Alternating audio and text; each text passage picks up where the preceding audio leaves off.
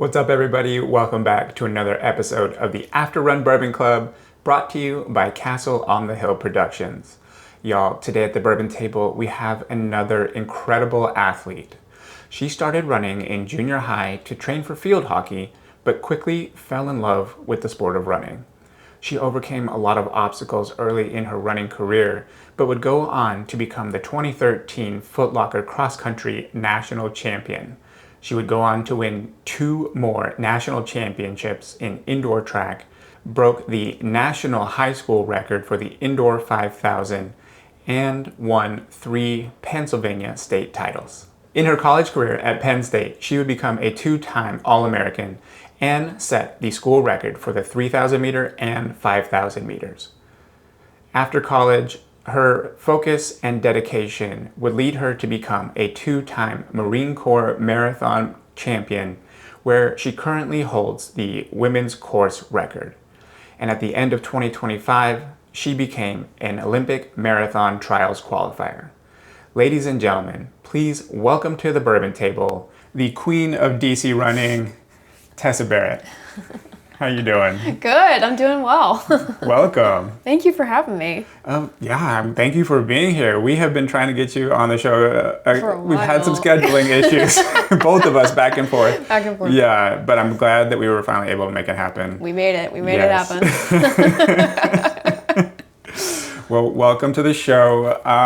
So it is Pride Weekend. It is. Yeah, here in DC. I know. What a great weekend. It is a great weekend. It's a great weekend. Yeah. The weather today has been immaculate. Exactly, that's a great word for it. Immaculate. Yeah, we've actually been really lucky this summer so far. Yeah. We've only had a couple days where it was stifling. Yes. Yeah, that's a good word for it. Yes. Stifling. Yes. Yeah, but for the most part, great time. I know. I'm enjoying it. Yeah. I know. It's perfect. I know so many friends that are out at Pride today. Some are working it, some are in it, and it's just what a great day for the city. So. Yeah, it is. But chaotic. It is chaotic. It is very chaotic. A lot of stuff going on in the city right now. A lot of stuff. A lot of stuff. Yes. And I think every weekend now through July 4th is just going to be absolute mania between America 250 and all that other crazy stuff. It's just going to be a lot, but it's good. Exactly. It is making running around the city a little bit more challenging. Yeah, a little bit.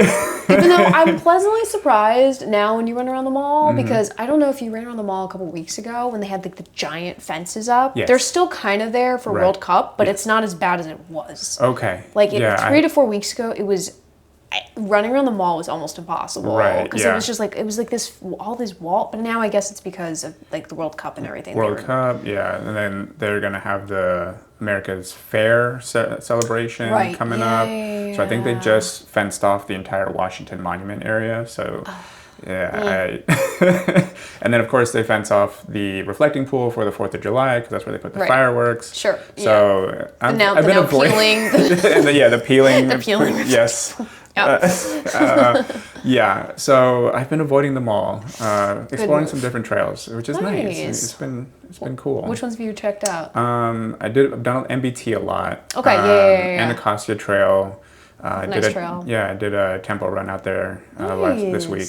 Nice. I feel like it's good. Isn't there like that one stretch that's like kind of flat, and then there's the one that's like up? There's a little bit of an incline, like near the botanical garden, sort of. Yeah. Am I getting that right? Yeah, exactly. Yeah. But it does get a little bit incline out there, but for where I was mostly flat, which was nice for a tempo run. Nice. I haven't been over there in so long because there's so many trails to explore in DC. There are. Like you really can't get bored. No, not at all. Yeah. Yeah. And I think maybe next week for my long run, I'll go out to do the out in Georgetown. What's that one? CCT. The CCT. Yeah. That's always a good one. It's a little biker heavy. It is. On the weekends. Yeah. It is. Yeah. And it's like all uphill heading out towards Bethesda, but then you turn around downhill. And it's all downhill. Yeah. Exactly. So it's like a progression run. You know, you're like I'm flying on the downhill. You're like it's not really downhill. It's just whatever. Yeah. Absolutely. Yeah. I love CCT. I usually do.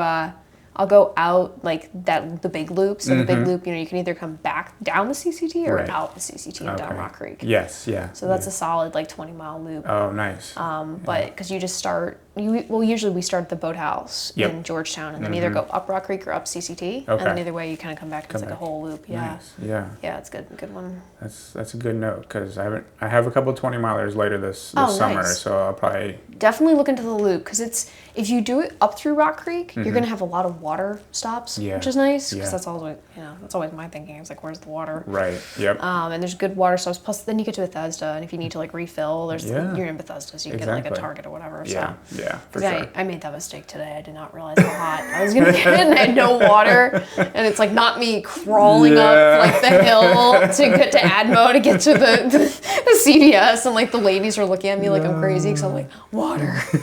Well, that brings me to my next question. You ran today. How far did we get? I went kind of. So I'm just building back. I took last week off. Sure. Yeah. For you, off. Yeah. Slipped in a few runs. Okay. It was, so it's how I clear my head. Sometimes, like I woke up one morning, I was a little anxious. I'm like, okay, I just need to go to 5 or 6. So today I just did 14. So I'm just kind of building back up. Okay. In the Berlin build.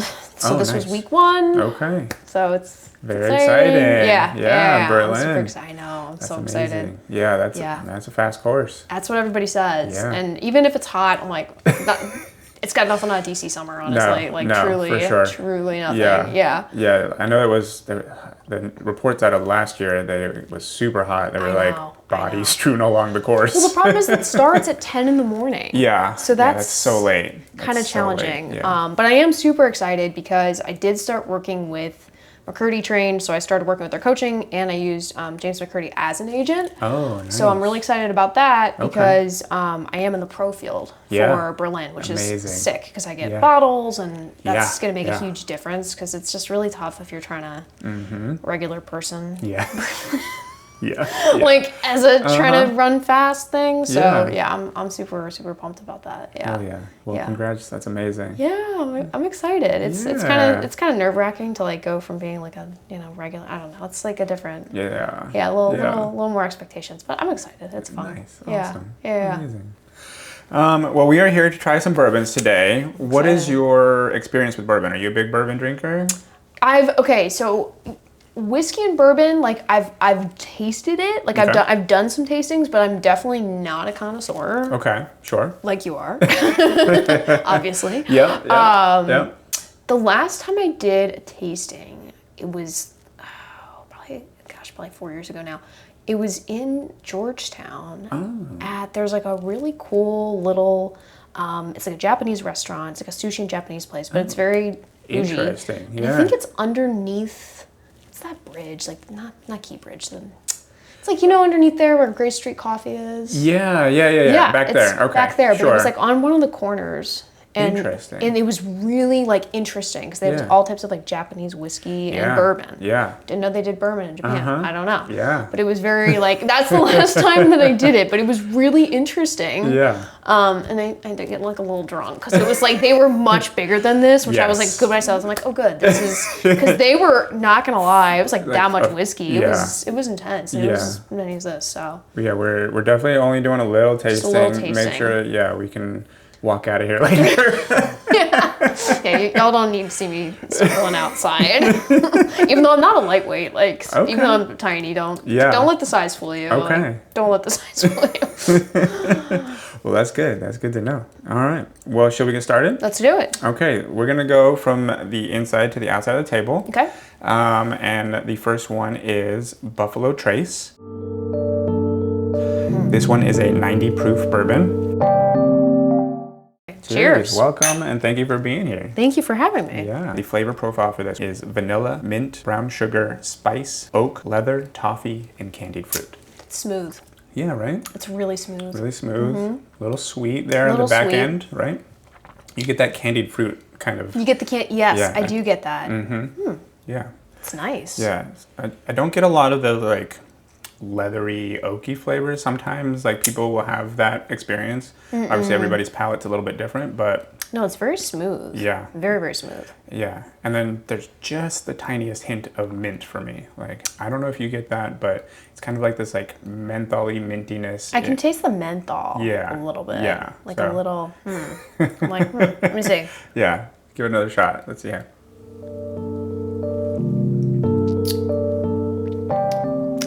plenty now. Yeah, right? Mm-hmm. Yeah, it comes in a little bit later. Yeah. That's really good. Yeah. Which is that? So we're starting over here. Yeah, it's Buffalo Trace. Oh. Mm-hmm. Okay, I've definitely heard of Buffalo Trace, but I've never tried it. Okay, yeah.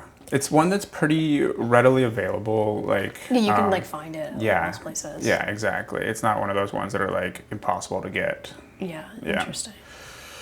Okay, so first question. Okay. All right, so I learned a lot about you and your running journey as I was preparing for today. Sure. There are a lot of wins, a lot of accolades, which is incredible and very inspiring. But there was one thing about you that really inspired me, and that was that at a very young age, you were diagnosed with a medical condition, atypical migraine syndrome. So that means that you would develop migraines so severe that they would lead to seizures. One of the biggest triggers was exposure to fluorescent lights. And by your sophomore year of high school, you were forced to leave high school to avoid the lights in class. Yeah. So talk a little bit about how that diagnosis shaped your work ethic at such a young age, and how you managed those migraines to become such a successful runner. Yeah. I think I'm going to finish off my... Yeah, absolutely. Before we dive into the questions. So I actually, so when I was 12, I started having seizures, and they diagnosed me with juvenile myoclonic epilepsy. Okay. And they said I would either grow out of it, or I wouldn't, but it would maybe become something different, which is what happened. I stopped having seizures, but started getting pretty severe migraines. Okay. And it was really difficult to control, because anybody that's had any type of neurological condition, it's not black and white. Like I think a lot of people think, throw medication at it and it's nothing. It's just not like that. Yeah. So my first year of high school, I did really well with running, and I loved my school, loved my friends, had a great group of friends. And then I just got really sick when I was 14, probably 15. Yeah. But it got really hard to control the migraines, because obviously I wanted to have I wanted to keep running. I wanted to eventually get a driver's license. I had, a life I wanted to live. So it was an extremely challenging decision, but my parents made the decision. We had to make the decision, because we found out that the lights were triggering, any type of fluorescent lights. So not like a light like this, but a fluorescent light at the time would trigger a migraine, which could potentially lead to a seizure or stroke. Oh, wow. So it was pretty serious. Yeah. Luckily, I worked with a doctor at the Headache Institute in New York City, and he actually told me to keep running, because he said that was the best thing to do for blood flow, and to make sure that there was still because that's really the only thing you can do for a migraine, is to help kind of the blood flow keep going. Okay. So he encouraged me to keep running, and they medicated me with AEDs, which is an anti-epileptic drug. And thank God I was eventually able to get fully medicated, and I've been migraine seizure-free for 17 years. Wow. Or 16 years? 16 Incredible. years, yeah. So I feel very, very, very lucky for that. I've got a great team in DC now that I work with. I will have to be on medication for the rest of my life. Sure.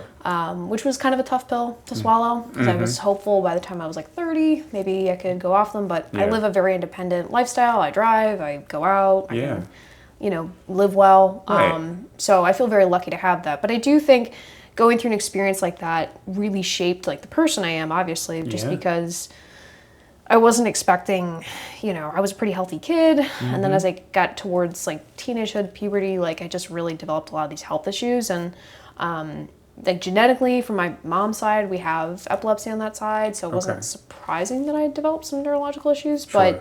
But luckily there's a lot of medications now. It can be controlled. Yeah. But I think as a result of having that, it encouraged me to work a lot harder, because I just knew, I didn't want to let it define me. Yeah. And I didn't want to be I have a disability. It is a disability. Yeah, but absolutely. I don't want to be defined by that, and I didn't want that to ever hold me back from what I wanted to do. Right. Yeah. And I knew I was good at running, but I knew I could be really good at running if I just worked hard at it. Yeah. And I think, having that experience made me realize you can't let something like that define you. Adversity is what shapes you, and it's not what defines you. That's an incredible quote. I love that. Yeah. Because, obviously you continued running. Yep. but from what I read, you had to do most of that by yourself. Yes. Yeah. And that is tough as not only having to work through this diagnosis as you're still probably trying to like figure out all the medications to get it right, but then you're also running, I read like 50 miles a week as a 14-year-old maybe? Yeah, my mileage is pretty low in high school. I think I peaked at like 45 by the time I was 17, 18, like senior year. I was pretty low. I would say I was like 30s to 40s. Okay. I mean, that's still a lot for a kid to do by themselves. Yeah. And I had a lot of injuries because like every young girl, I was, you know, too skinny and didn't eat enough. And, you know, like I wouldn't say like, oh, I had an eating disorder, but it's like I definitely had disordered eating. Like every young girl, and I don't condone that. Like eat your food. Like, you know, because I had a lot of dumb injuries just because I wasn't, you know, like properly nutrition. Stress reactions in a tibia or stress, you know, just because it's really tough when you're running that much and you're young. Yeah. You know, like you just need a lot of fuel to sustain yourself. Absolutely. So and your body's growing, so you already need the additional calories for that. So yeah, it's a lot. It is a lot. It is. No, it is. It is. And I think, you know, I really had a breakthrough my junior year, because freshman, sophomore year end of freshman year, sophomore year was like the worst, truly the worst year of my life. Yeah. 2012, like Coney, 2012. I don't know. I can't remember much from that year. I just remember it was a bad year. Okay. And I remember junior year, I was finally medicated. I'd finally been like, you know, migraine free-ish for like 6 months. Okay. And I was running with my home school team, like my team from my home district. Yes. Right. The public school that I had been in middle school with. So I knew everybody. I was, you know, it was social for me. Sure. And I was doing really well. And the cross-country course that we were running on, that for districts, it had just had Hurricane Irene. Do you remember Hurricane Irene? Not really. It was like one of those really bad hurricanes that was like all over the news and whatever. Okay. And our district meet, it had just been a hurricane. So the entire like cow field, because it's Pennsylvania. We're running in cow fields, right, okay? Absolutely, yeah. Truly. Yeah. It was just a mud fest. Yeah. Like it was just a mud fest. And I was running, I can remember this so clearly. We had passed mile 1, you know, you're qualifying for states of this meet. I think I was like in 2nd or 3rd place. I know I was with a teammate. Yeah. But I knew I was like finally in decent shape, like I'd been healthy for a bit. And I'll never forget, we were going down a hill and my left leg, because I just got my license, I remember this. My left leg got stuck in the mud, and I twisted, and I broke it. No. I mean, it was a hairline fracture. It wasn't like a terrible break. Still. But it was like, I was like, finally get to this point where I'm like, going to go to states, you know. And I think that was also like huge adversity, because it was just crushing. Yep. Yeah. But I remember like getting crutches like the next 2 days later and like crutching around my neighborhood trying to like build fitness and keep fitness. Yeah. And then I went into the pool and did rehab, I think maybe 2 or 3 weeks after the injury when they cleared me to be in the pool. Right. And I just like worked my ass off. Like I was in that pool 2 hours before school in the morning, like before I started my schoolwork, and then like 2 hours at night. Like I worked so hard. And then that winter, I qualified for indoor states for the first time, and then I won states and I broke the in-state record. That's amazing. And it was only after I'd been running for like 7 weeks. Wow. 7 weeks? That's incredible. Yeah. Wow. So like I'm a huge fan of cross training. Huge fan. Because like I was so like dedicated. Like I'm so committed, because I was like, I'm not going to let this affect me. I'm like, I haven't come so far. I haven't overcome like a neurological disease and all of this other shit. No, for sure. To have that happen. Right. So I think it was like that moment when I was like, okay, I think I can do whatever I set my mind to. Yes. Yeah. That, like I said, I did a lot of research for this, and in doing that, it seems like your focus and dedication play a really huge part in who you are and your training and all that, and even outside of running. Yeah.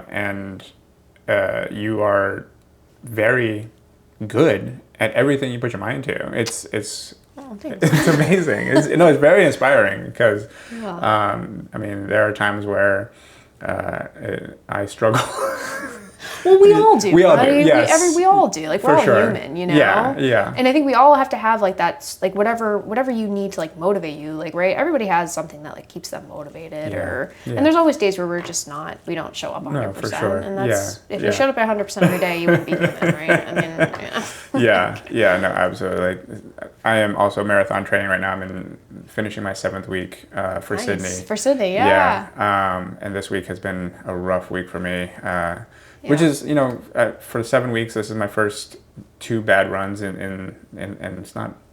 I can appreciate that, you know, you're not going to have Good days. you're going to have good days, you're going to have bad days. What's that? The rule of thirds, right? Yeah.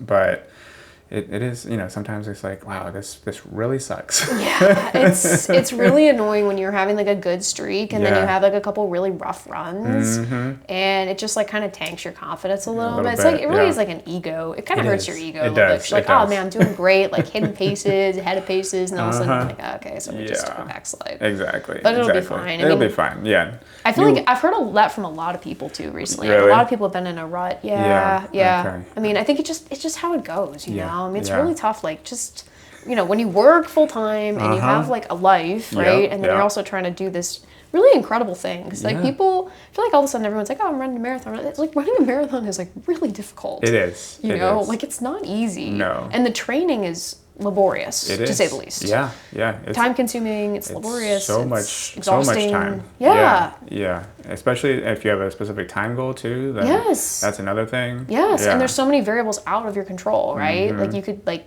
have a phenomenal block, and then that day that you run in Sydney, it's like 100 degrees or something dumb, and then you're like, well, all right, I'm not going to PR today. All that for nothing. Yeah, no. Luckily for me, I have no real time goal for Sydney. Nice. I'm just going out there to have a good time. Best. It is the Halius Major, so. Oh, that's right. It is. I was just like, well, we're not gonna fight the hills. We're You're just gonna enjoy roll it. with them. Exactly. Yeah. You're not going to be luckily on that first Qantas flight that's going to be like direct. Yeah.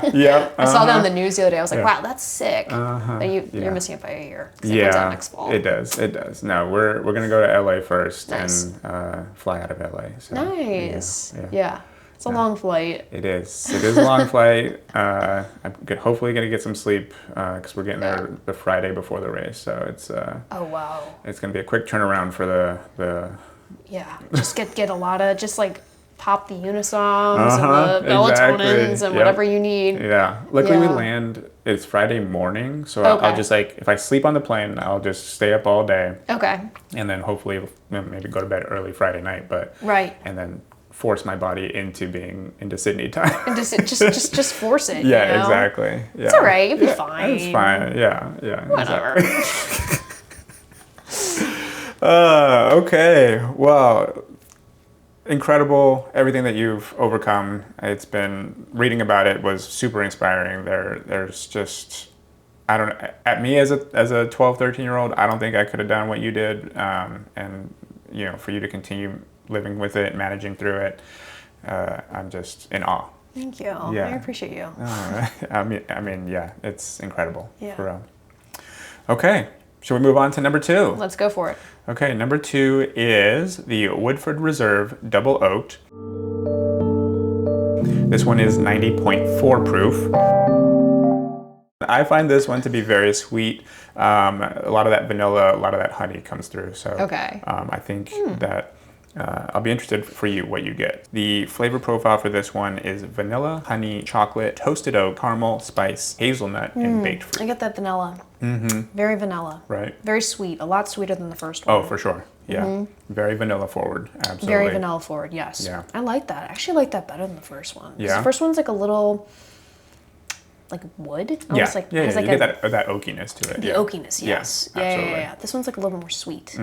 Yeah, a little more sweet, but then I don't, like I said, I didn't list it, but a little bit of that leather too, you know, so for me, I'm getting leather. I don't know about you. Leather. Yeah. I feel like I could sip or this. Maybe it's like a dark chocolate. Maybe that's what I'm tasting. It is sweet. Yeah. Yeah. Right? There's something in the undertones. It's like the aftertaste. Yeah, exactly. Yeah. I like it. I could sip this. Yes, exactly. This one's very good. Yeah. Because I'm not usually like a sipper of pure liquor, right? Yeah. The only thing I will sip that's pure liquor is a martini. Like that's, when they cut it with some olive juice, like.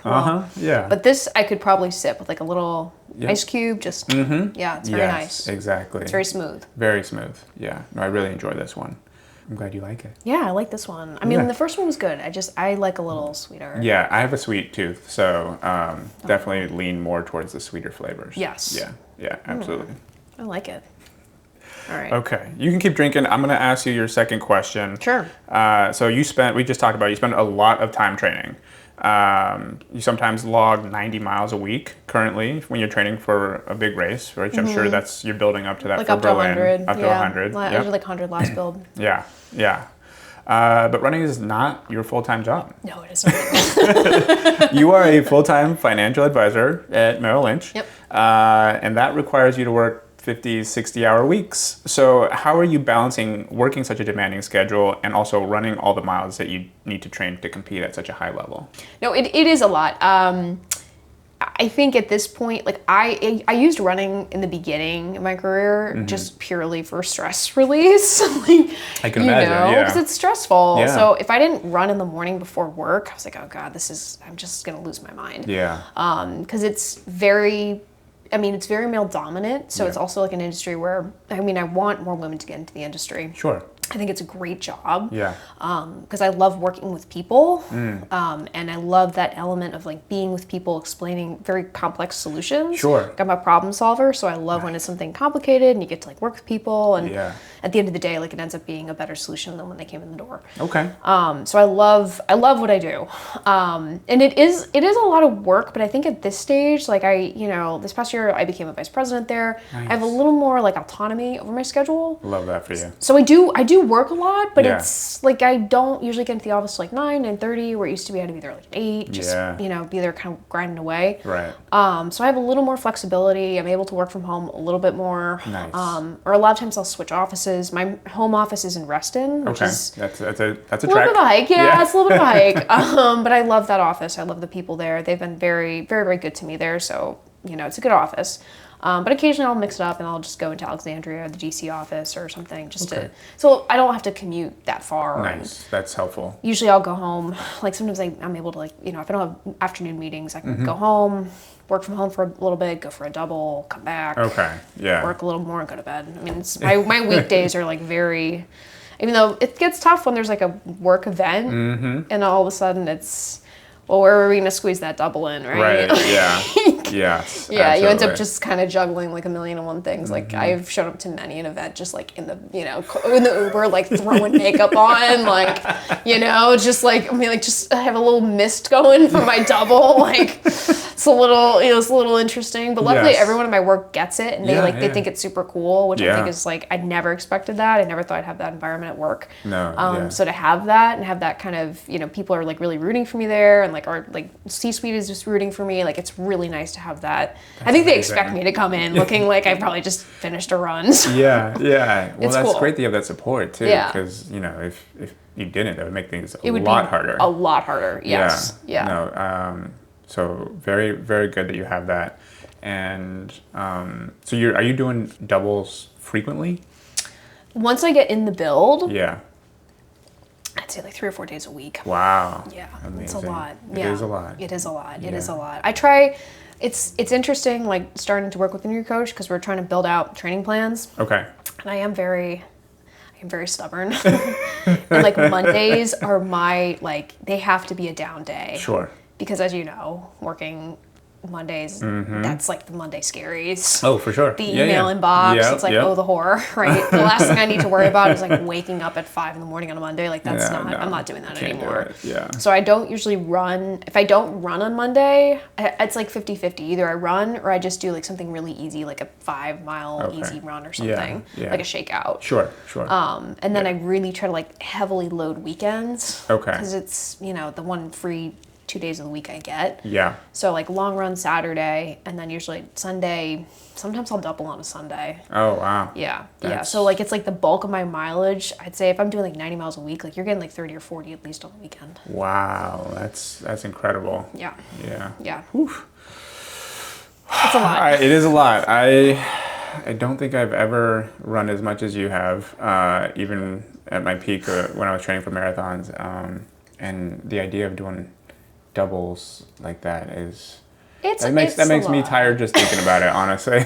But you know what? It's really wild because like I think I could never have done this in my 20s. Oh, really? Which I think is so interesting. Yeah, that is interesting. I think it just built on itself because I was thinking about that the other day. I'm like, man, like in college, I capped out like 60, 65. I never doubled. Sure. And then now, you know, it gets to like 5:30. I'm like, I gotta go shake my legs out. Like I gotta go do something. Okay. So it's, you know, and it's for me at this point, it's like social. I usually find people to run with. If I can't find someone in the morning, I find someone at night. Yeah. Or I see you on a lot lot of people's stories on Instagram, specifically one guy, Joe. My buddy Joe. Yeah. He runs with you a lot, it seems like. Yeah, before he was deployed, so. Oh, that's right, he did. For him, yeah. He got deployed, I forgot about that. Yeah. But we've got a good group in Arlington, so we've got like a pretty solid group of training partners. And nice. We can usually jump in, or, you know, sometimes I am lazy and I go on the treadmill. Okay. Because it's easy, controlled environment, and then, you know, the gym I go to, like the Lifetime in Clarendon, everybody goes there,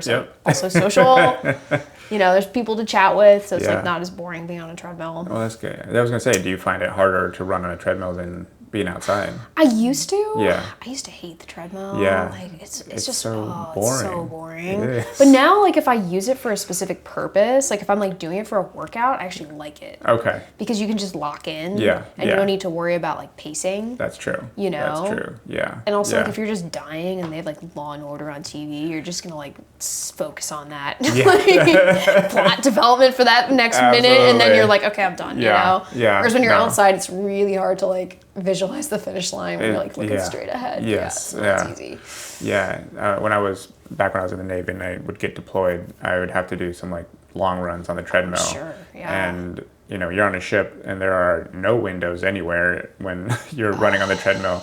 And, you know, sometimes the ship will rock to a certain way. And so you're like dealing with the movement of the ship while you're running, which made it a little bit more interesting because you're like, well, I never know when I'm running a hill on accident.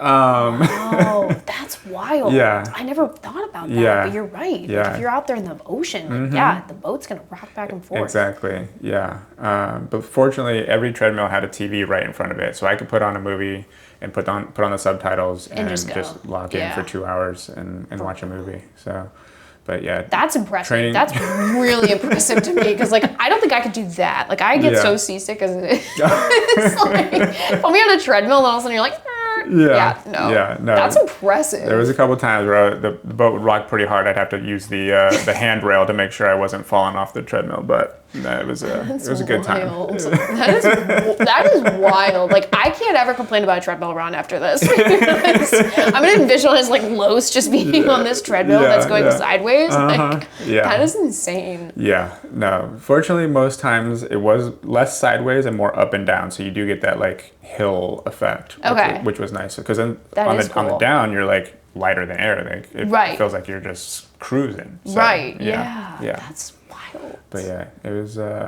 interesting to like the first time that happened. First time I ran on a treadmill on the ship was a wild time for sure. I was like, oh, okay, this is gonna be challenging. Yeah, that's insane. Plus, I'm sure like not many people that you're on the boat with are training for like a marathon. Oh yeah, absolutely not. No. Yeah, people. I would rarely get kicked off the treadmill for a wait time because not very many people are there to run. They're all down in the gym to like lift weights. And I'm like, okay, well, I get a treadmill all to myself, which is nice. Right. So you get your own. That's because I'm thinking most people, and like they're fit, but they're not like trying to run a marathon. They're not trying to run a marathon. I was, training for sub-3 at the time, so nice. Yeah, it was.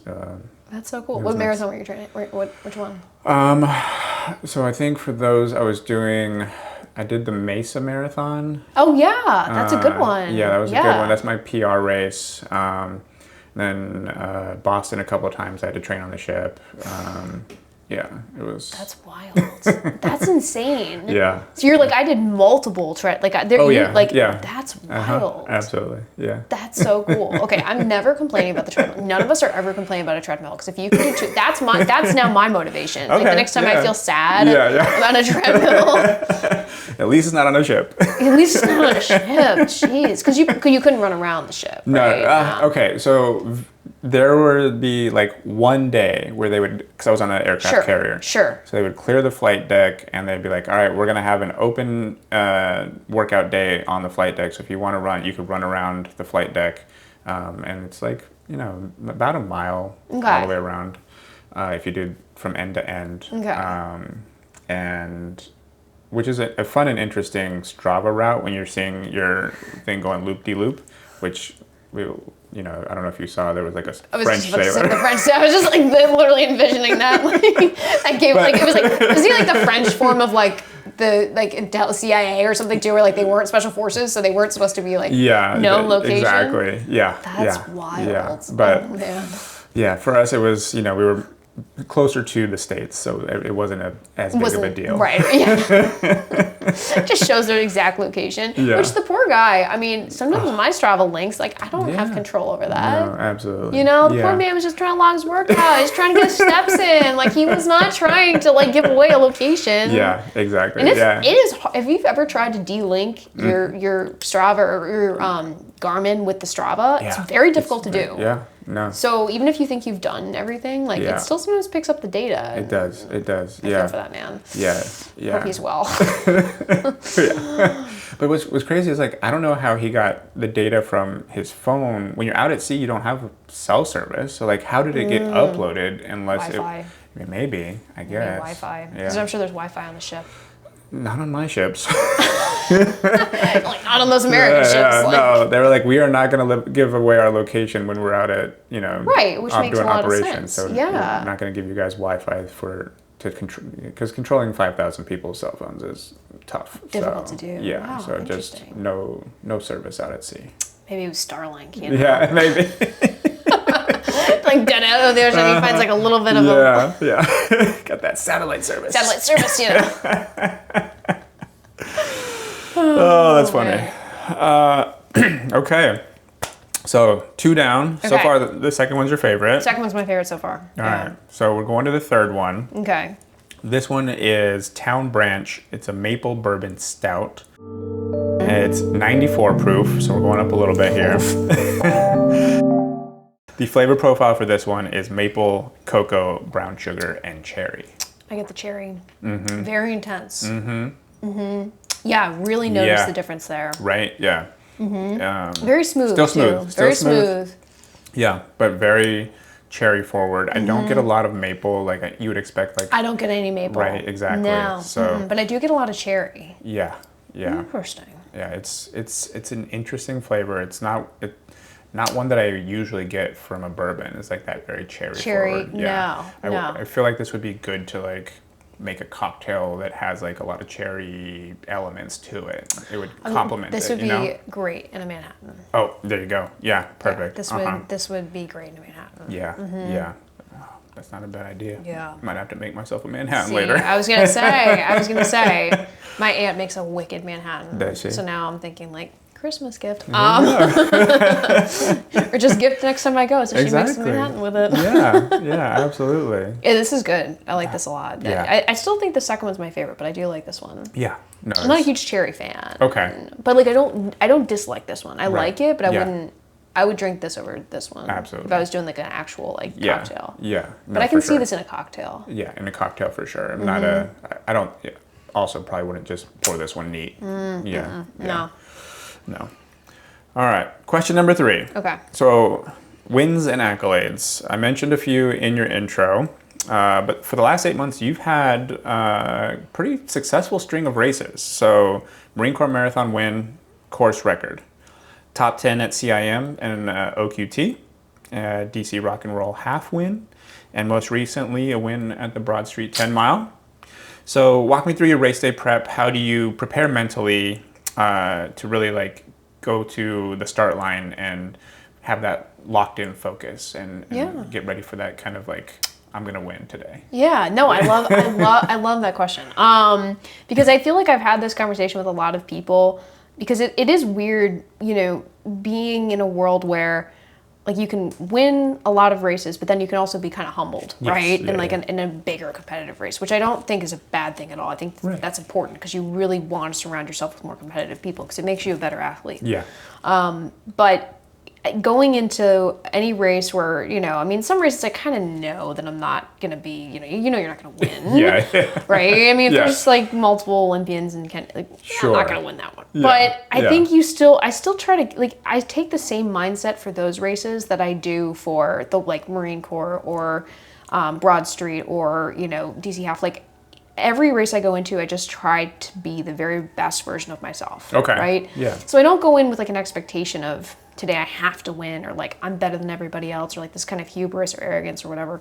I really try to like focus on, okay, what's the objective of the day, right? The objective is I kind of take like an executive mindset toward it, right? It's like I kind of use like the same mindset that I would do before I like go into a meeting. I'm like, what is the goal of this meeting with a client, right? Right. What do you want to achieve here, right? What's the end run goal? Okay. And then it's the same thing I'd take with a race, right? Because at the end of the day, like, you can only control your own actions. You can't control the variables around you. Sure. So if I can give the best version of myself, whether that's first or that's fifth or that's 10th, 20th, 30th, like if I know I gave it my best for that day, then I'm satisfied, right? Okay. Nice. And I think that like attitude eventually like kind of gets to become a winning mentality. Because if you show up every day wanting to be the best version of yourself, right? Like that's the only variable that you can control. Right. You can't control who else is going to be in the race. You can't control the other factors.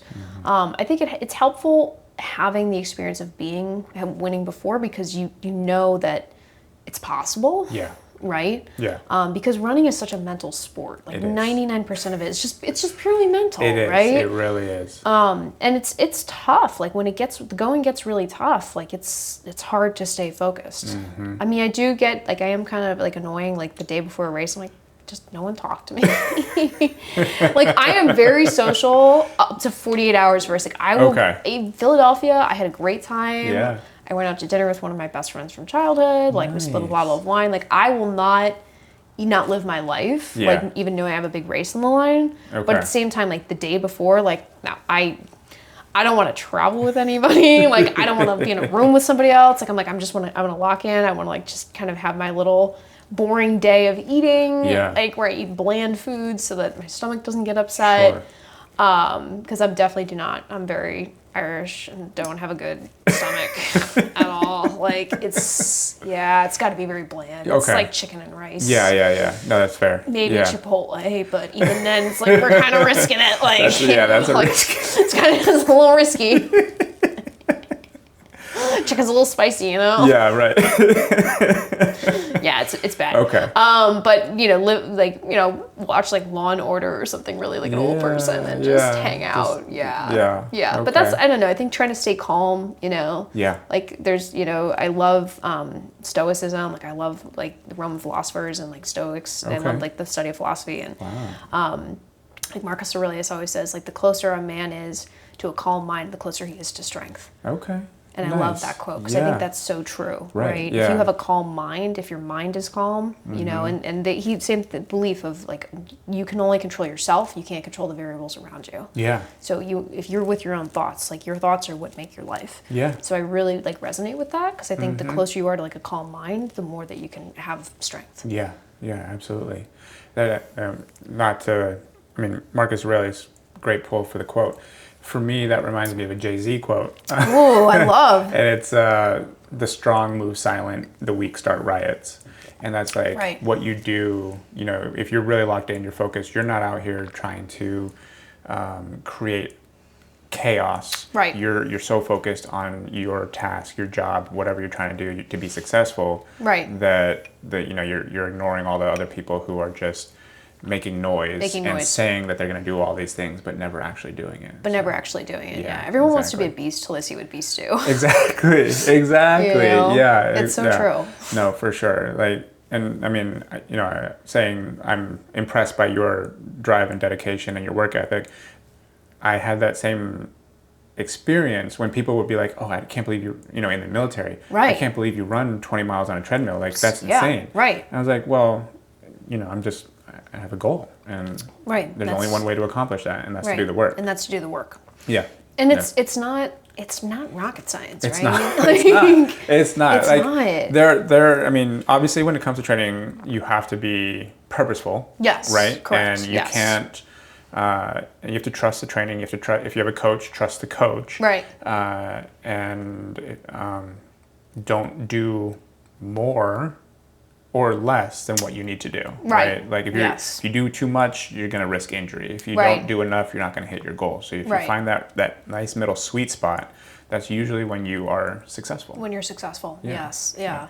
And it can be hard to trust that process. It can be. Yeah, it can be, hard. but trusting the process takes a lot. I mean, a lot of faith and belief in the person that you are giving yourself over to, essentially, right? So, for me, so my coach is my brother. He's been coaching me for the last 15 years. Oh, nice. It's his full-time job as he's a run coach for Macmillan Running. Oh, cool. Yeah. Wow, that's so cool. I didn't know that. Oh, that's so cool. Yeah. Okay. No. And he was previously, he was a child prodigy, ran his first 100-miler at 10 years old. That's at 10? Yeah. So he has a lot of experience in running. At 10? Yeah. Which one? So it was a local race in Arizona. It's called the Across the Years. Oh. It's a 24, 48, and 72-hour run, and you just kind of run as far as you can in that time span. At the time, my dad was the race director. Okay. And so he was like, if you want to run, feel free. And they used to call my brother the Energizer Bunny because he would just go. And he was just like, yeah, just trotting along. And he did a 24-hour, finished 100 miles right at the 24-hour point. So That is insane. Yeah. Oh my God. So you really come from like a running family. Oh yeah. That's so cool. Wait, that's impressive. Yeah, he was impressive for sure. 10. Yeah. Wow. Yeah. So I was definitely not doing that. No. I was not. I am not an ultra runner. I prefer marathon or below. Mad respect though. Yeah. Right? No. The ultra running community is so crazy and fun. It's so unique. And I love to be there as a spectator. Sure. Yeah. Crew, pacer occasionally. Right. I'm not out there trying to run it. Yeah.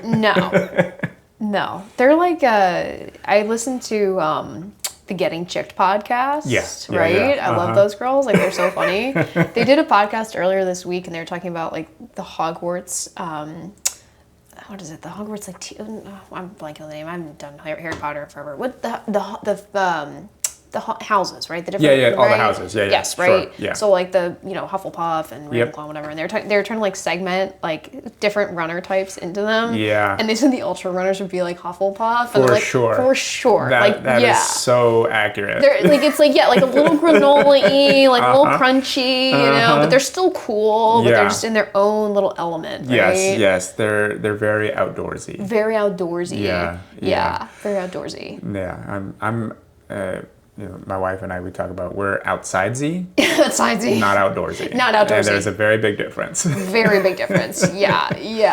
Like Ragnar and all this stuff. I don't don't sleep outside. Like that's Yeah. I took her to her first camping, Ragnar. It's been 2 years now. We did the Mount Rainier. Oh yeah. Yeah, she hated it. She was like, never camping again. That was one and done.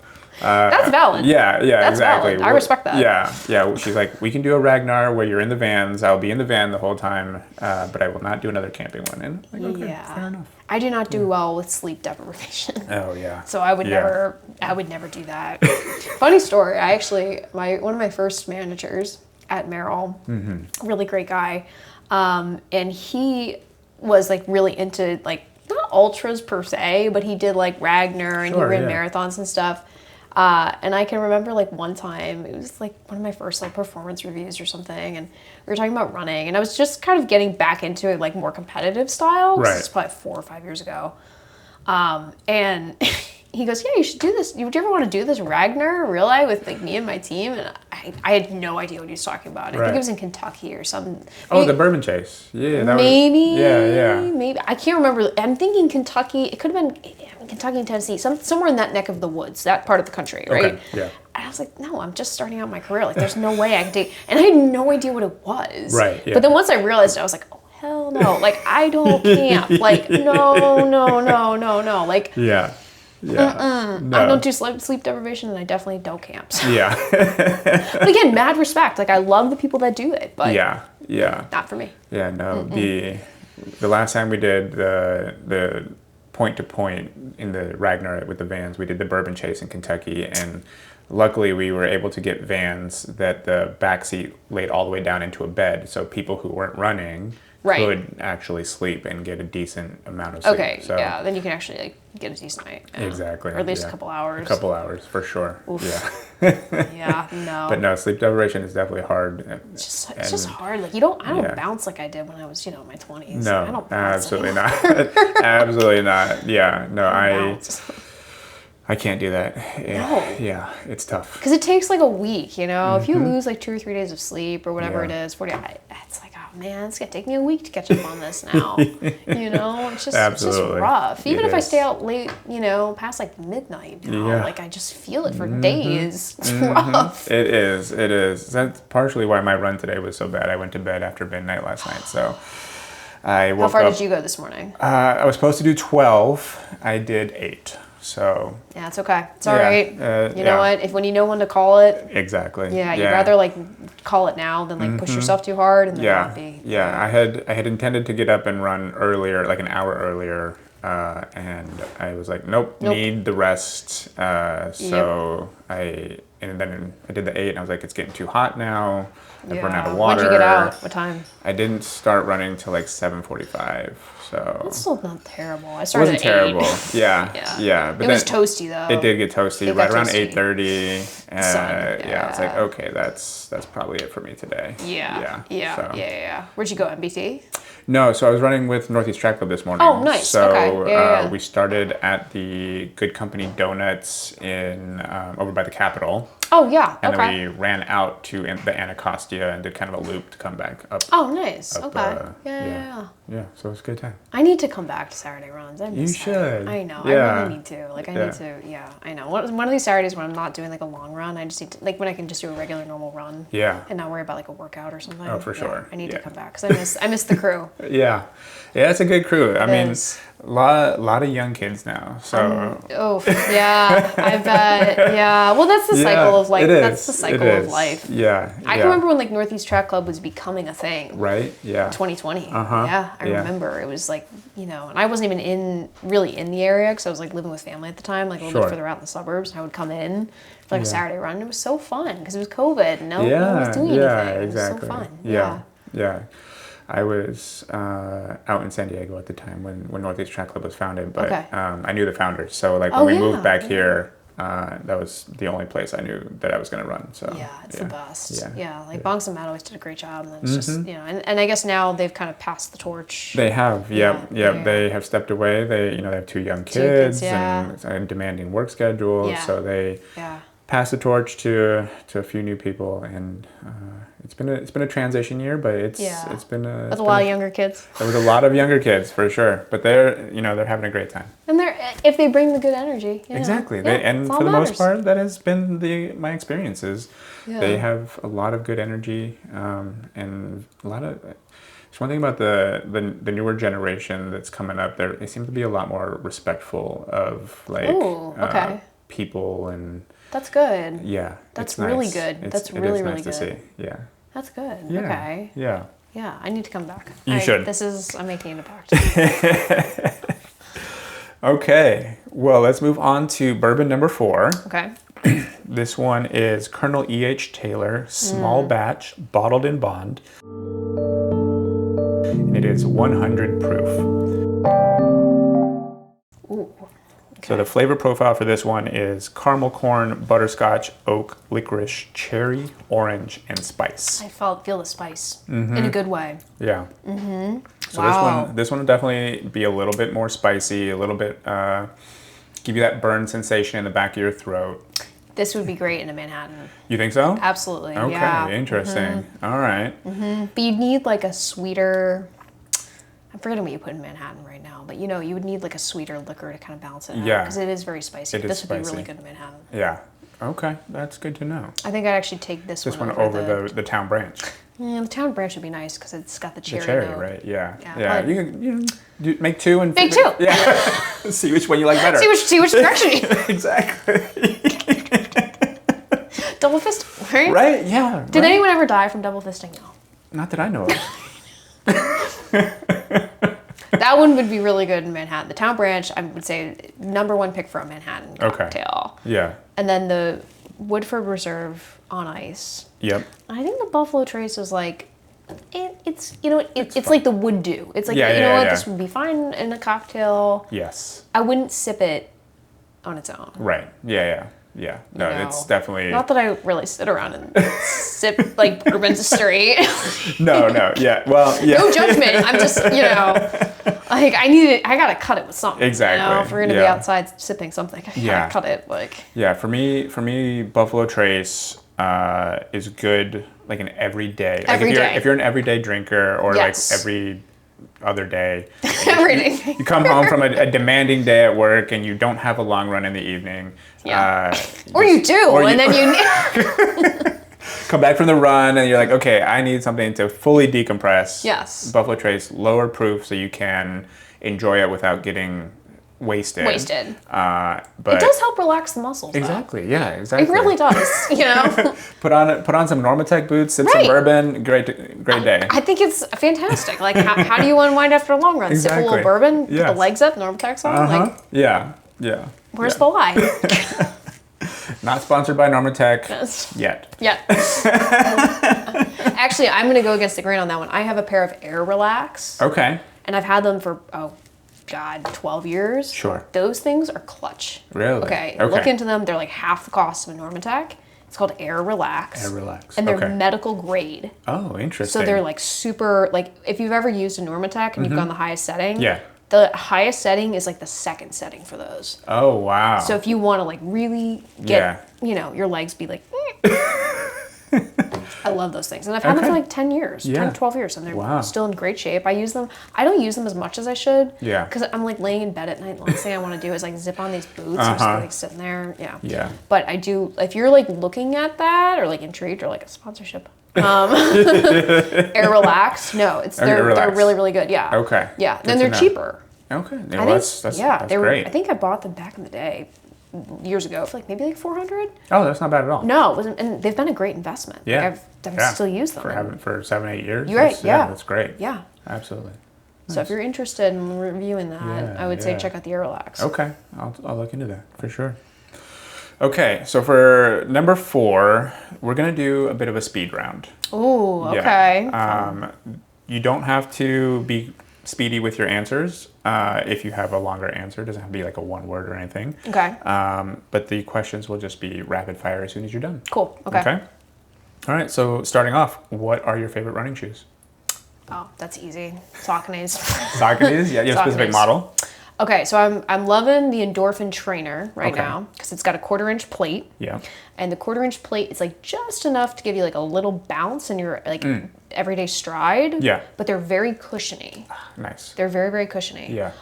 So I love the Endorphin Trainer, but a close, like maybe a tie or a close second is the Triumph 24. No carbon plate, but like very foamy. Okay. So think like the Asics Nova Blast, Yep. but a little more, like it helps kind of propel you forward a little bit more. I did not like the Nova Blast. Okay. I've tested a bunch of different shoes over the past, X number of years. Right. I always ran in Sauconys in high school, found my way back to them, and I really like that shoe. Like that, to me, like I've tried every shoe, and I'm kind of like a shoe hound about it. Like I've got every shoe, but if you look at my closet right now, like truly just from shoes I've bought myself, right? It's like all Saucony. It's like 90% Saucony. Nice. And eventually I just got to that stage, and it's like, I'm not even sponsored by them, but I love the shoe. Okay. I mean, we're Not sponsored yet. Not sponsored yet. But like truly, and also they're a Pennsylvania brand. Oh, there you go. Originally, not anymore because private equity bought them, but they originated in Pennsylvania, right? The Saucon Valley, the Saucon Creek. That's why they're called Saucony. Oh, okay. Yeah. I did not know that. Yes, yeah. So they're a Pennsylvania girl. Yeah. And I love to support, an origination of shoe there. Yeah. But I think they're very well designed. Okay. Nice. And like for me, I think, I'm sure as you as well, right? Like I love a shoe that will last. Yes. Like nothing makes me more irritated than when you're running in a shoe and it wears out after like 3 weeks or whatever. Like these shoes, like I have the same endorphin trainers I've had since February. Okay. Granted, I rotate them, but like they're still in pretty good shape. Yeah. No, that's amazing. Yeah. So that's my go-to. All right. Good to know. Nice. What are you currently reading or watching in your free time, assuming you have any? Okay, I'm so bad. I like never watch TV because I'm truly so tired at night. I did recently buy a Kindle. Okay. Mainly because I've been thinking about it for a while and I really just want to read at night because like everybody else, I just sit there doom scrolling on my phone and I'm like, this is terrible for my brain. And sometimes it's nice, but 20, 30 minutes should be the cutoff. Sure. Because really your brain cells are dying. Yeah. Truly. Absolutely. So I got a Kindle, and I actually met with a teammate that won the Philadelphia Marathon. Okay. Shout out Katie. We went to Penn State together, and she's a very accomplished runner in her own right, and lives in the Philadelphia area. She'd also bought a Kindle, and she told me she was reading The Handmaid's Tale. Okay. So I'm now reading The Handmaid's Tale, just to kind of get back into the swing of things. It's an interesting book to read to get into the swing of things. Yes, that's an interesting one for sure. Very interesting one. Yeah. But I also read a lot for work, so like I read The Economist every week. I usually read the Journal, the FT. I'm really boring. But I do read. I do read a lot. And then I always read like a really dumb, like I couldn't even tell you the title of this book. I always read like a really dumb beach book, right? Okay. Like a good beach read is nice. It's it's some romance nonsense, but it's like cotton candy for the brain. Yeah. But I convinced myself it's better than just scrolling social media. Honestly, it's still you're engaging the brain more when you're reading than you are doom scrolling, so probably better. It's like an Elin something, Hildebrand. It's one of her books. It's like one of those very fluff for the brain. Sure, yeah. But I really do want to read more, so that was my gentle let's. Handmaid's Tale is like every other day. I like and then I kind of and then I like flip to my cotton candy floss book and then I go to bed. Yeah. Handmaid's Tale is a tough one at night to fall asleep after reading that. You definitely can't. Yeah, that's nightmare inducing for sure. And I love the Stoics. So I read the Daily Stoic every day. Like Okay. I just, even not usually in the morning. I used to in the mornings. I used to be like so like hardcore, like oh look at me so hardcore. Now it's because I feel like everybody else, like. I just get not anxiety, but it is anxiety, right? Yeah. Like especially if you just had like a long day or whatever, and like that just calms me down every day. I just kind of flip through that, a couple pages, and I'm good. Go to bed. Amazing. That's awesome. Yeah. Okay. Big fan. What role have run clubs played in your life? Oh, such a good question. This is a great one. Oh my gosh. I love run clubs. And it's so funny. I feel like a lot of pro or higher level elite athletes really hate on run clubs. Really? And I don't know why that is. Yeah, that's interesting. Because I think it's it's one of the best things ever to come out of COVID. Yeah, because it truly originated in COVID when people couldn't go to classes or gyms or whatever. Like if you look at the origination of like a run club, it was 2020. Yeah, there's a huge spike in run clubs after COVID. Huge. Yeah. I mean, DC, you can find a run club every single day of the week. You can't throw a rock without hitting a run club. Truly, any day of the week, right? Yes, I mean, I've only been to probably 8 or 9 of them, but there's God knows how many, like 100. Yeah. Same with New York. I was just up in New York a couple weeks ago. I mean, I was out on a Friday morning. It was like the Upper East Side, the Upper West Side. It was crazy. Yeah. But I think it's just such a good way to build community, naturally, right? Yeah. Because you all have a shared passion, you're all healthy, everyone's trying to improve themselves in some way. Yeah. And it's also, it's the only time of the, your training cycle or whatever, where you can be with people of all different levels, right? Because it doesn't really much matter if you're trying to run a 7-minute mile or someone's trying to run an 8-minute mile or someone's trying to run a 9 or a 10. Yeah. You all have a very, shared interest. You're all trying to improve yourself in the marathon. Exactly. So my hometown run club, Clarendon Run Club, I love dearly because I've made so many great friends. Yeah. You know, I mean, I live in Arlington. I live in Roslyn. And when I leave my house, I kid you not, I will run into at least half a dozen people in my neighborhood. Yeah. Just because of Run Club. Right, yeah. And where else would, like, that would never happen if I didn't have Run Club, No, right? absolutely. Like that, and I'm sure you even see that with, like, NETC. Like, a lot of people live in this neck of the woods area. Absolutely, yeah. So even if you're just walking on the street or you're going out to dinner or whatever, you're probably going to run into a friend of a friend of a friend. Yeah, absolutely. Almost every run I see somebody I recognize. And it's the best. Yeah, even if I don't, like, even if I recognize them and I don't really know them, I still like, hey, hi, how are you doing? Yeah. Or, you know, as we're running the other direction, the runner, hi. Yeah, like, yeah, it's always nice. It the just gives best. you a little bit of, like, extra endorphins when you see somebody you're out there. It's the best. Yeah, No, yeah. it really is. Like for me, I mean, you know, I've been in this area like 7.5 years now. But I've never felt more like people say like, oh, would you ever consider leaving? I'm like, I would never consider leaving because I love the community aspect. But so much of that has just come from running and from Run Club. Yep. Right? Yeah. And I don't even go as frequently as I used to because I'm just busy in life and this and that. But it still is like that community. It doesn't matter if you haven't been in a month. It doesn't matter if you haven't been in a year. You can just show up and everyone's going to be really welcoming. Exactly. And I just love that. I think it's the greatest thing ever. Yeah, absolutely. Yeah, and like you said, in DC, there are so many run clubs, and there's a run club for every type of runner, right? Yes. You have your elite run clubs who are very much like, we're running fast all the time. Right.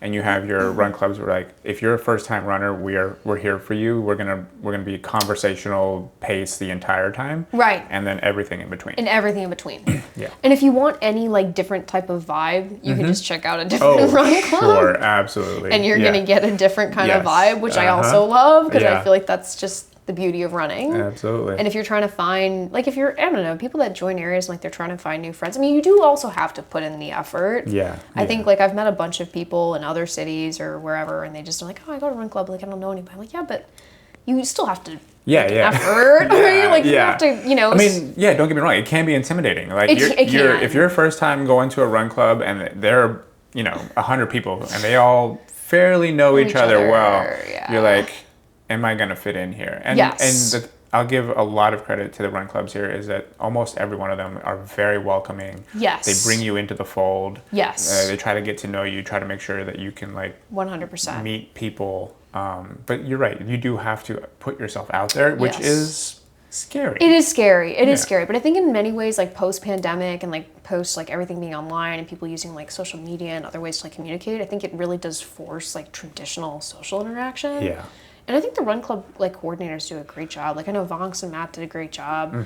I know Mona with Every Person Run Club, she does a fantastic job.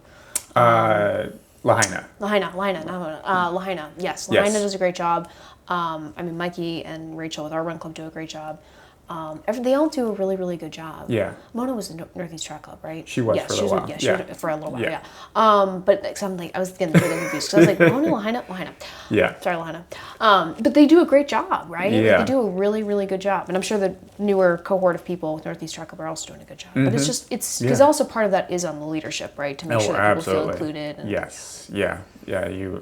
You want to make sure that as a leader you are bringing people in. Yes. And that's very important. Yes. Yeah, absolutely. Yeah. And I mean I've never been to a CRC run, but I know the leadership there and they're great. Yes. I they do a great job. Yeah. That's great. Okay, next question. How much time do you give yourself before a flight at the airport? Ooh. Wow, that's a good question. Are you like a 2-hour early arrival to make sure, or are you like running to the gate? So it's funny, the first time I ever flew on a plane, I was 17 going to Foot Locker. Okay, yep. Foot Locker National. Yeah, that was the first time I'd ever been on a plane. California, right? California, yeah. Leaving from New York City, from like my hometown of Scranton, so it was like a big trip. So I've never been on a flight before that. But then in college, we flew all the time. Right. Wednesday, we were on a flight like every other week. Yeah. And our coach would always have us there, I kid you not, 3 to 4 hours Wow, before the plane went off. We were like obsessively there early. Yeah, it was always like, yeah. So now I think I've gotten to a sweet spot. Okay. I'd say like 90 to 2 minutes to 2 hours. I don't have pre-check or anything. Okay. I should, but I don't. Yeah, if you're flying that much, sure. Yeah. I have to fly on Monday actually, so I'm thinking, what should I?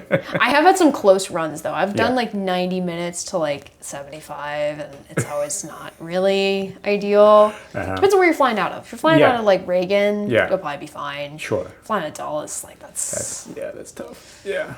yeah, you're gonna be running. Yeah. Or just praying that stupid people mover gets there in time. Yeah. No, I know people who are like, no, I have to be there 90 minutes to 2 hours before, and I have to like go verify that the gate's the right one before I can go do anything else. And then I know people who are like, I'm getting there right as they're about to close the door. Yeah, that's kind of me, to be honest. Because I'm also like, I'll drive myself. I'll get a coffee. I'll enjoy the day. Because I don't like Ubers. Okay. So I usually will drive my own car and just park there. Yeah. But then that's also risky because if you park far away, you gotta get a shuttle. It's a whole ordeal. It's a whole thing. Yeah. Yeah. I have been that really annoying person, the last one getting on the plane. Yeah. Okay. If you could have only one cuisine for the rest of your life, what would it be? Ooh, like a style cuisine? Yeah. Wow, that's a good question. I would say Thai. Okay. Mm-hmm. Oh, I like Thai. I love good. Thai. Yeah. All right. Yeah, I love Thai. Yeah, I love Thai. And you can make it unhealthy and you can also make it healthy. Yeah. Do you have a particular dish that you love the best? Green curry. Oh, okay. Yeah, I love a good green curry. Nice. Chicken and green curry. Yeah. Okay. Yeah, definitely Thai. Because it's also, I feel like, you have like vegetables. Yeah. Little rice. Yeah. Chicken. Yeah. I don't do much red meat. Oh, okay. Not a red meat gal. Not a red meat gal. Okay, because I was going to ask you, as a Pennsylvania girl, are you a Philly cheesesteak fan? Do you have a like particular order? But apparently not if you're not doing red meat. Not a big red meat gal, no. And I don't have good iron levels, so I should probably work on that. Seems to be a correlation there. Even though I have had good Philly cheesesteaks. Okay. It's been a while, but I do love a good, I'm definitely not in that war of like Geno's versus whatever. Sure. Joe's. Yeah. Half the people I grew up with live in Philadelphia, so. Yeah. But I do love a good Philly cheesesteak. I will have a good Philly cheesesteak. Okay. Yeah. All right. Yeah. I didn't after Broad Street. I regret that. Okay. Yeah. No, I had my first authentic Philly cheesesteak last year. I went up there for the Philly half. Oh, the best. Yeah. Yeah, and I was given some guidance on what to order and how to order. You got it. It's very specific. Oh yeah. Mm-hmm. Oh yeah. Philly, don't play. Like you got to order it right. Oh yeah, for sure. What is your biggest fear?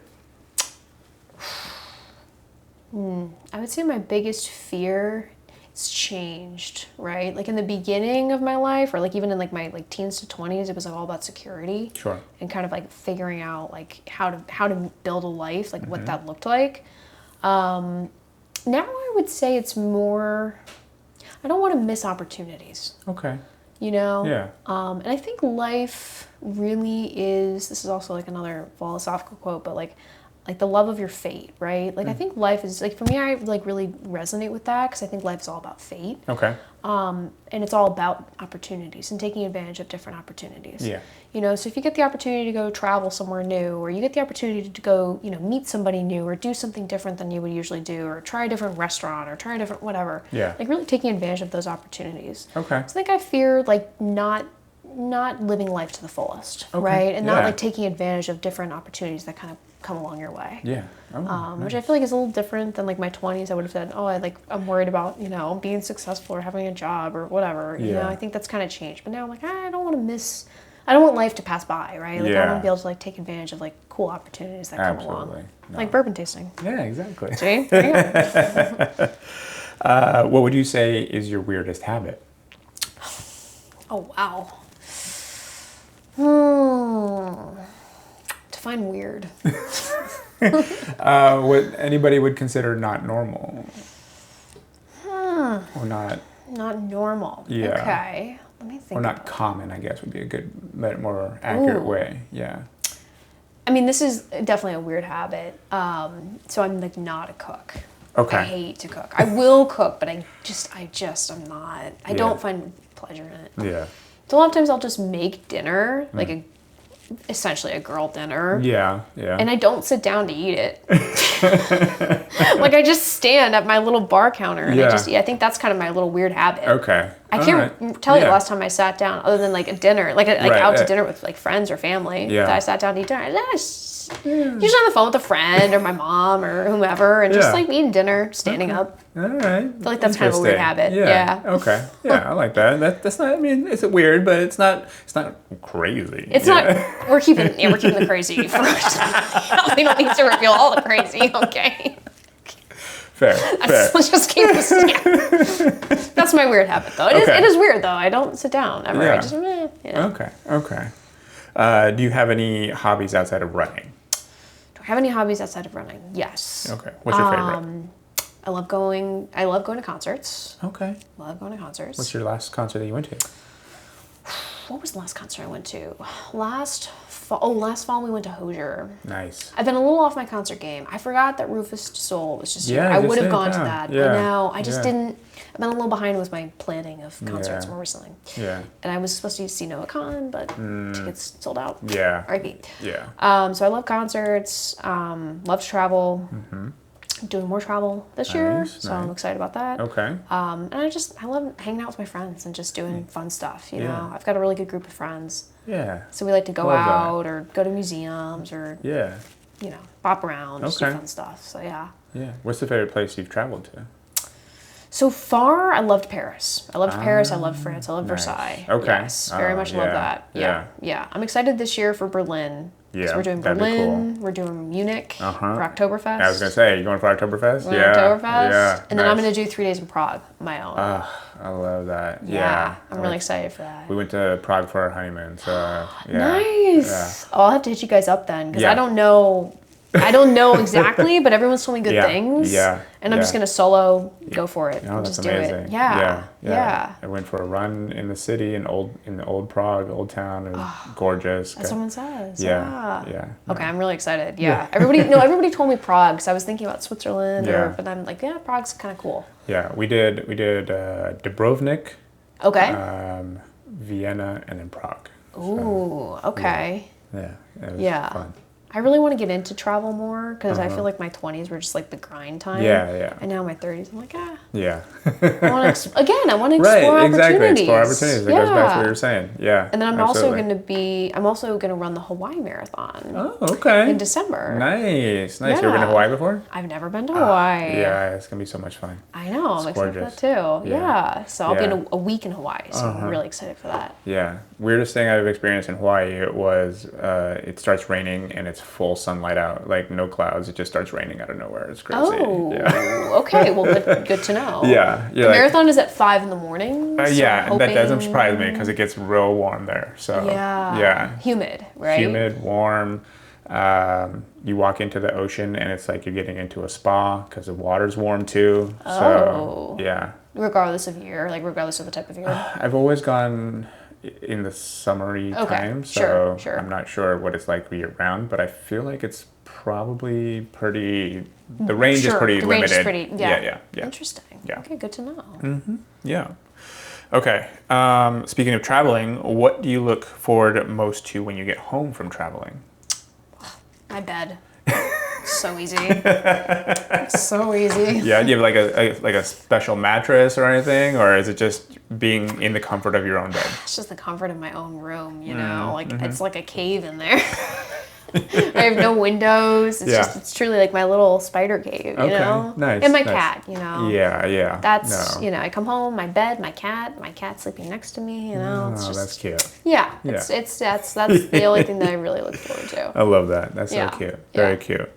Okay, what is the most underrated household item that you own that you think everyone else should own? Oh, I would say like there's the foam roller, but like the stick? Oh yeah, I have a stick. Yeah. Okay. Yeah. I know that this is like a runner thing, and probably traditional people would be like, well, what is that? Yeah. But a stick, I love that thing. Like that is so underrated. It is. Everyone's all about foam roller this and Theragun this. Yeah. Theragun's also a really close second to that. I think everybody should own a Theragun. Yeah. You know, at night you're just digging into your piriformis. Yeah. I just got a Theragun. It's a game changer. It's a game changer. Yeah, it really yeah, is. Anything that's like sore. Yeah. Mine, I lost the charger too, so I haven't used it. My gym has Theraguns though. Okay, So, nice, but I am gonna have to get the new one. But I would say a stick because it's very versatile. It is. And if you just like rub out a little, it just gets the blood flowing. It does. Yeah. You know. Yeah. Yeah. Yeah. Okay. Or maybe a paper towel stand. Paper towel also, stand? Yeah, okay. Because I've been very lame and just had my little paper towel hanging out there. But now I feel like I'm an adult because I have a paper towel. So. Okay, nice. All right. That's your adult moment. Yeah, it's my adult moment. Okay. Yeah, I have a paper towel stand now. Cool. What is your favorite holiday? I would say Thanksgiving. Ooh, okay. Nice. Yeah, I would say Thanksgiving because that's like when we Thanksgiving. see the bulk of the family, Yeah. right? Because I feel like Christmas is hard because it's people do Christmas like as a family on their own little family unit. Yeah. Like our family usually meets the Saturday after Thanksgiving. Okay. So I do a small Thanksgiving just with me and my mom, which is really nice, and then we do a bigger one with the family on Saturday. Oh, that's cute. So I really like That's very Thanksgiving. cool. Yeah, I really yeah. like Thanksgiving. Yeah. I love Thanksgiving. Yeah, the food's good. The food is amazing. Yeah. What's your favorite Thanksgiving dish? I love turkey. Oh, you love the turkey. I do love Okay. turkey. I don't love mashed potatoes. Oh, interesting. Fan. Okay. Or sweet potatoes. But I love a green bean casserole. Okay. So good. I I know. And love stuffing. green bean casserole and stuffing. Stuffing. Yeah, So good. 100%. So Those are my good. top two for sure. So good. Yeah. The best. Do you have any for turkey? Do you have like a preference on how it's prepared? Just like I feel like you just have to cook it forever. The classic. Yeah. The classic, Actually, last year my friends and I we did a girls' giving. Nice. No boyfriends, husbands allowed. Okay. Well, they came later, but Yeah. we for did the like an initial. actual dinner. Yeah. And myself and my friend were in charge of the turkey. Okay. So I made like my first turkey, and it turned out really well. Nice. It turned out really, really well. And the key to that is just tons of butter. You know? Just lather that thing in butter. I'd run like 18 or 20 miles that morning, and like you just see me after like slathering this thing with butter, like going to town. But butter and herbs, and it was great. I think we cooked it for like 6 hours or something crazy. And yeah. Absolutely. yeah, and actually I preferred being in charge of the turkey because it was the easiest thing. Because it's kind of a pain to, prep it, but then once it's done, you're like, oh, I'm done. That's crazy that you said that's the easiest I thing think it's the because most easiest. people are like, that's the hardest part of Thanksgiving. I know. Everybody says that, but I was like, I think this is the easiest part of, like, you won't catch me like mashing potatoes like my ancestors. Like truly, you will not see me doing that. But like, you hand me a raw turkey and like something to prep it, I'm like, sure, whatever. Yeah, knock it out. Take like a scientist approach to it. Like I'm like, gloves on and like, yeah. Okay. Yeah. Okay. Cool. Cool. It's a unique take on the turkey, is. but that's It great. is. Yeah. Okay, if you could have coffee with anyone alive or dead, who would it be? Oh, that's easy. My dad. Oh, okay. That's so easy. Yeah, that's nice. so easy. I know. I would love to like have a coffee with him and like catch up with him about it, everything in life. Because he loved coffee, so that's an easy one. That's amazing. No, I love that. Or maybe one of the philosophers. I don't know. Right. One of the one of the stories. Let's just say something that's like been dead for like 1,000 years. Yeah. Could you imagine them coming back in and seeing what we have now as humanity compared to what they lived? Yeah, right? Just mind blown. Yeah. All right, last question. What is your favorite place to run in DC? God, there's so many. Yeah, I know. I'd say Haynes Point. Really? Yeah. Okay. I really hope it doesn't go away. I feel like it's not going to. I feel like there's been a lot of pushback. Yeah. So I'm hoping, knock on wood, Yeah. that does remain. They don't turn it into one giant golf course. I really hope Unnecessary. I know. There's a golf course there. Just if you improve the golf course, it's already there. Course. I know. That's my opinion. Yeah. I would say Haynes. Okay. I love Rock Creek too. Okay. Like I didn't run in Rock Creek, but I do like Haynes Point because it's so convenient and it's so easy for like long runs. Yeah. But there's so many good spots. There are. Yeah, for sure. Like Virginia and Mount Vernon, that's easy. That's easy. Yeah, I love Mount Vernon. But yeah, the Virginia loop that they got out there, the Mount Vernon Trail to the 4 16-mile loop. Yeah, the Arlington loop. Yeah. That's a great loop. That's a great loop. I do a lot of my long runs out there when I was training. So you gotta try the 20-mile loop. Yeah, I will. Yeah. Yeah. I'll send you the Strava link. That's a good loop. If you're looking for a good 20, Yeah. that's a good loop. Okay. Yeah. I'll We're definitely running do that. all the way down from Roslyn to Mount Vernon. Oh yeah. That's like Yep. 20-ish. I think it's 18 miles. 18 miles. Yeah. That's That's a a good loop too. good one. It's not a loop, but it's just straight down. Straight down. Yeah, you park at Roosevelt Island and then just run. But that then you all gotta the way find down. somebody or an Uber or somebody to take you back. And it's like challenging. Yeah, whatever. It is. Yeah, but it's still great, and because it's such a diverse trail. It is. You're running through along the river, and then you're in Old Town, and then you're in the forest at some point. Yeah, then you're in the forest, and then you pop out, and then the water is so wide. Yes, yeah. It doesn't even feel like a river anymore. Exactly. It feels like the bay, because Yeah. it basically essentially is the Chesapeake Bay. It empties into the bay. Yeah. So by the time you get to Mount Vernon, it's like the water is like so big. Yeah, it's beautiful. It is. Yeah, It is. and it's hilly back there. It does get a little bit hilly. Yeah, it gets a little hilly back in the south of Alexandria. Yeah. One thing I miss that I never got to run is the Mount Vernon 10 miler. Yeah. I always wanted to run that race, but it's always after the week after Boston. Yes. And so when I was living here before I moved to California, I'd run Boston, and so my legs were thrashed. So so you couldn't do it. Never do it. And then now it's the Arlington half. So So it's not the same thing. it's not the same. No. Yeah. But maybe they'll bring it back one day. One day, everybody's pushing for it. Yeah. I know. Yeah. Okay. Well, that was a speed round, and now we are moving on to our fifth and final bourbon. Okay. This is my favorite bourbon. This is Blanton's Small Batch. It is 93 proof, so we're coming back down. Ready? Cheers. Cheers. Thanks again for coming. Thank you. Thank you for having me. Of course. The flavor profile for this one is vanilla, citrus, butterscotch, honey, caramel, nutmeg, and baking spices.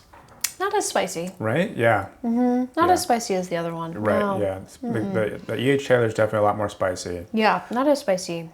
This is like a little smoother going down, too. Very smooth. Yeah. Very smooth. And you still get that vanilla undertones in there. That's really why I like it. It's kind of still got that sweetness to it. Yeah. It's not as sweet as the Woodford. I still feel like this is the sweetest of the five, but I do think we get back some of that sweetness with the Bland's. A little bit of sweetness. Yeah. I think the sweetest one was still the second one. Yeah, the Woodford. Yeah, the Woodford, for sure. yeah. That was definitely the sweetest one. This is good, though. Yeah. No, I really love this one. It's very good. Okay. Final question. Okay. So we're currently June 2026, and so we're now less than 2 years from the Olympic marathon trials in St. Louis, March of 28. So one thing that you've talked about is that you view your training much like you view your job, and that you're committed to long-term growth. To me, that means that you're already looking ahead to 2028. And so am I correct in that assessment? Absolutely. Yeah, right. Sure. Yeah. So what does that mean for your training now as you look forward to the Olympic trials? Yeah, I mean, everything we're trying to, this is my first time working with a coach since college. Okay. And I just started doing that. And I was a little nervous to do that because I've had success kind of in my own right, doing my own thing. But I know that it probably would be helpful at this point just because the sport has become so much more advanced. It is. To have somebody else that has a second pair of eyes on things. Yeah. And that maybe reins me in a little bit because I do love to push really hard. But our focus is definitely 2028, right? Okay, right. Take advantage of opportunities like Berlin. Originally, I was going to do Berlin and New York. Now we've decided Hawaii, just because the group has a really good affiliation with the Hawaii Marathon, Honolulu Marathon. Yeah. So that's how that's going to go, and I'm excited about that. But yeah, 2028 is for sure the focus. Okay. I think it's, essentially 18 months, maybe a little give or take. Yeah. I do think there's a lot of fitness that can be gained, but also lost in that time. Right. So it's trying to stay focused on staying healthy, number one, right? Yeah. If you get hurt at this point, like, it's not a detrimental thing, but it's a setback. For sure. And just trying to really grow the fitness and see where things go, because you just don't know what could happen in 18 to 20 months, right? Right. Yeah. You can make great fitness strides, you can get hurt, other people make great fitness strides. Other people get hurt. So it's it's kind of a catch-22. I'm super excited about St. Louis. Okay. Yeah, that's going to be my next question. Very excited. Yeah. Very excited about that. Yeah. Okay. I was like so excited when I saw that. I was like, thank God it's not Scottsdale. Thank God. Yeah. Because I don't do the desert. No. Yeah, that dry heat just zaps you. Oh, for sure. And I love a hilly course. Yeah. You know, I love a hilly course. Okay. Because I do really, really well in hills. Terrible in downhills, but good on the uphills. Okay. So you're a climber. Yeah, I'm a climber. I love a hilly course. Nice. I do really well in hilly course. Okay. So I saw St. Louis is hilly. Yeah. It's hilly, and you know, and also like it's Midwest. March would probably be, I mean, on a good day 50s. Mm-hmm. Bad day 30s. Yeah. Other bad days 60s, 70s. Right. Yeah. But I feel like it's a little bit more palatable to the East Coast. Yeah. Like it would have been really rough to go to Scottsdale. Yes. Yeah. That would have been really rough. It would. In Scottsdale in March, not the worst. Mm. Like I said, my PR is the one in Mesa. In Mesa. And I think that one was in February. Okay. And temperature at start time was about 50 degrees, I think. So okay. So not the worst. Not the worst. Obviously, as things get later in the year, it does get hotter. But I think in March it still would have been decent. Right. But it is dry, it's right? Dry. So you do have to deal with that dry when we're used to running out here. It's so humid, right, all the time. Right. Yeah, it's just the humidity, dry heat. Yeah. I was so excited when they said St. Louis. Nice. I was like, nice. Oh, thank God. Yes. Yeah. Yes. Yeah. Amazing. So what would it mean to you to represent the U.S. at the Olympics in Los Angeles? It feels like an impossible, like it does kind of feel like a mission impossible, but at the same time, like I just think, like I said before, I think it's trying to be the best version of yourself on that day, you know? I mean, you can put all of this, like build, time, energy, thought, sacrifice, you know, I mean, I really do want to focus these next 18 months to like give myself that best opportunity. That's why I started working with the coach again, and you know, I mean, I've lived kind of a fun, not super intense athlete lifestyle the past like several years, but I do want to kind of get back to that real monk-like style, right? Like not that I still can't enjoy my life, but you know, definitely being very, very, you know, regimented, and you know, maybe skipping, you know, a late night out, just knowing if it's going to affect the long run. And I mean, for 18 months, I think for me, I'm willing to make those sacrifices again. Yeah.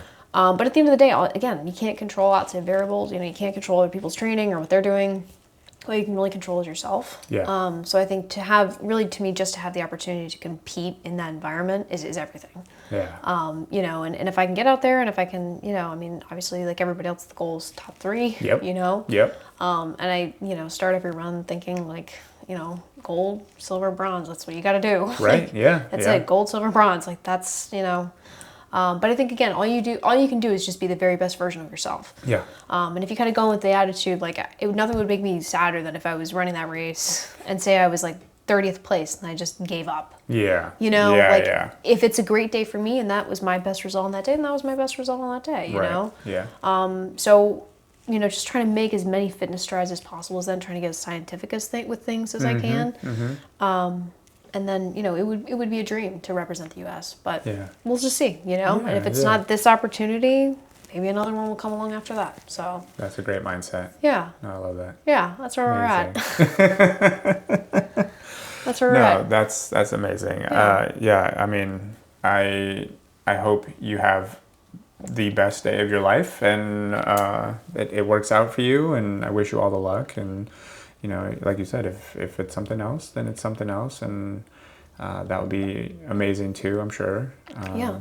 But yeah, I'll be rooting for you for sure. I appreciate it. Yeah. I need like a whole little DC cohort to go out to like St. Louis. Yeah, for sure. Yeah. I need like a support squad, you know, with the signs and everything. Hold the signs up. Yeah. Yeah. Yeah, for sure. Absolutely. But I'm also like, don't talk to me for 24 hours. Yeah. So we gotta let you have your little 24-hour window of silence, and then we'll figure everything else out. I mean, nothing would make me happier than knowing my friends are out like partying and having fun. Yeah. Like, and we're ready to be there hungover the next day and cheering. Like that would make my soul happy. Because I'd be like, yes, like, because I do love like living in DC when friends can come out and cheer, because it's just so great. Yeah. No, amazing. Yeah. Yeah. Okay. Well, thank you again for coming Thank you. on. Did you Yeah. have a favorite out of the 5? Yes, I liked the town branch the best. The town branch, the yeah, cherry the middle one, the Okay. cherry one. I think that was Ah. my favorite because I liked the second one. The Woodford. Yes, Yeah. I liked that because it was sweet. But I think this one, Okay. the town branch, is my favorite. Okay. Because that was the one with the little spice. The cherry one. The cherry one, yes, the cherry one, yeah, yes. for The sure. cherry one had a little spice. It Yep. was cherry, but it was also a little spice. Yep, Yes, exactly. yeah. I liked the middle one the best. Okay, Yeah. Amazing. I love that. Yeah. I'm going to pick up a bottle of that. Maybe not for me, but for family. Yeah. For family. Okay, well, before we close out here, where can people follow you on social media or on Strava, wherever you Yep, just my name. Tessa Barrett _. Keep it real easy. That's so easy. Cut and dry. Yeah. Keep it cut and dry. I love it. Yeah. Yeah. And are you posting a lot for your training? I am. I'm Yeah. trying to get more into the content game. I'm lucky to have some of the guys I train with out there filming, you know, Nice, on yeah. track sessions and stuff. Yeah. So I'm trying to get better about it and just be open and transparent with training because I think that's just helpful for everybody. And if somebody can pick up a tip here or there, Yeah. great. Yeah. And I think it's just fun just to watch that process. Like I enjoy watching that build from other people too. So if people have suggestions, feel free to tell me if you'd find something more interesting. You know, I'm trying to balance the work and life, Nice. balance. So we're working on it. Okay. I'm definitely not a social media guru. I'm a finance person, but I'm trying to get there. I'm trying to Yeah. expand the horizons a little Okay. bit. It's a fun journey. Yeah. No, absolutely. Amazing. Well, yeah. Thank you again so much for coming on. I'm Thank glad we you. finally got our schedules I know, we finally aligned. schedules aligned. Yeah. Finally, I know, Yeah. right? Yeah, absolutely. Awesome. Thank you for having me. And this was Yeah. so cool. I mean, look at Yeah. all these like bourbons you got here. Like, Yeah. it's awesome. Very cool. Yeah, I'm glad you like it. Yeah, I love this. Very cool. Very, very cool. Thank you. Yeah, of course. And for everybody at home, thank you so much for tuning in today and listening. You can follow Tessa on her journey on social media and on Strava. And for us, you can find us on Instagram. We are After Run Bourbon Club. We're also on Apple Podcasts, Spotify, and Amazon Music. And you can find the full video on YouTube. Thanks again, and we'll see you on the next episode. Bye.